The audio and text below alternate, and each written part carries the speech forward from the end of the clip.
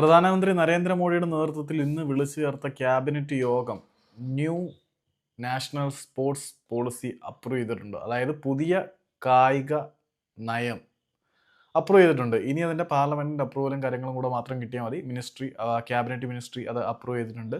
അപ്പം ഉടനെ തന്നെ അത് ബില്ല് പാസ്സായി പുതിയ കായിക നയം ഇന്ത്യയിൽ നടപ്പിലാവാൻ പോവുകയാണ്.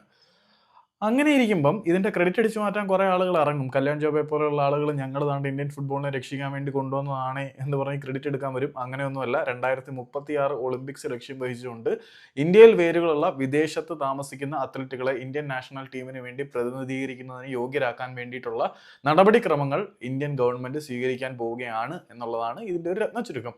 ഇന്ന് അപ്രൂവ് ചെയ്ത കുറെ അധികം പോളിസീസിനകത്ത് ഒരുപാട് പോളിസീസ് ഉണ്ട്. വിമൻസിന്റെ പാർട്ടിസിപ്പേഷൻ, വീക്കർ സെക്ഷൻ ഇൻക്ലൂഷൻ, അങ്ങനെ ഒരുപാട് കാര്യങ്ങൾ പുതിയ കായിക നയത്തിൽ വരുന്നുണ്ട്. അതിനകത്ത് നമ്മളെ സംബന്ധിച്ചിടത്തോളം ഏറ്റവും പ്രധാനമായിട്ട് എടുത്തു പറയേണ്ടതാണ് വിദേശത്ത് ഇന്ത്യയിൽ വേരുകളുള്ള Indian origin players who residing abroad, അതായത് ഇന്ത്യക്ക് പുറത്ത് താമസിക്കുന്ന ഇന്ത്യയിൽ വേരുകളുള്ള അത്ലറ്റുകളെ ഇന്ത്യക്ക് വേണ്ടി റെപ്രസെന്റ് ചെയ്യുന്ന തരത്തിലേക്ക് ഫീസിബിൾ ആക്കാൻ വേണ്ടിയിട്ടുള്ള നടപടിക്രമങ്ങൾ ഇന്ത്യൻ ഗവൺമെന്റ് സ്വീകരിക്കും എന്ന് പറയുമ്പം കാലങ്ങളായിട്ടുള്ള ഫുട്ബോൾ ആരാധകരുടെ ആവശ്യങ്ങളിൽ ഒന്നെന്ന് പറയാനില്ല, പ്രൈം ഡിമാൻഡ് തന്നെ ഇതാണ്. നമ്മൾക്ക് ഒ സി ഐ പ്ലെയേഴ്സിനെ ഇവിടെ കളിപ്പിക്കണം, ഓവർസീസ് ഇന്ത്യൻ സിറ്റിസൺസിനെ കളിപ്പിക്കണം. അതായത് ഇന്ത്യയിൽ ഒറിജിനുള്ള വിദേശ താരങ്ങളെ കളിപ്പിച്ചു കഴിഞ്ഞാൽ ഇന്ത്യൻ ഫുട്ബോൾ വേറെ ലെവലാവും. അപ്പം ഡിലൻ മാർക്കണ്ടെ, യാൻ ദാണ്ടെ, അങ്ങനെ എത്ര കിടിലം പ്ലേയേഴ്സ് ആണ് ഇന്ത്യക്ക് വേണ്ടി കളിക്കാൻ റെഡി ആയിരിക്കുന്നത്. അപ്പോൾ ഡിലൻ മാർക്കണ്ടെ പോലെ ഒരു താരം വരികയാണെങ്കിൽ സെറ്റാണ്. നമ്മൾ കൂടുതലൊന്നും നോക്കേണ്ട കാര്യമില്ല. അതുപോലെ ഞാൻ തന്നെ വേണമെങ്കിൽ നിങ്ങൾക്ക് ലിസ്റ്റ് എടുത്തു തരാം. ഇന്ത്യൻ വംശജരായിട്ടുള്ള വിദേശ താരങ്ങൾ നല്ല കിടിലൻ പെർഫോമൻസ് വിദേശ രാജ്യങ്ങളിൽ കാഴ്ചവെക്കുന്നുണ്ട്.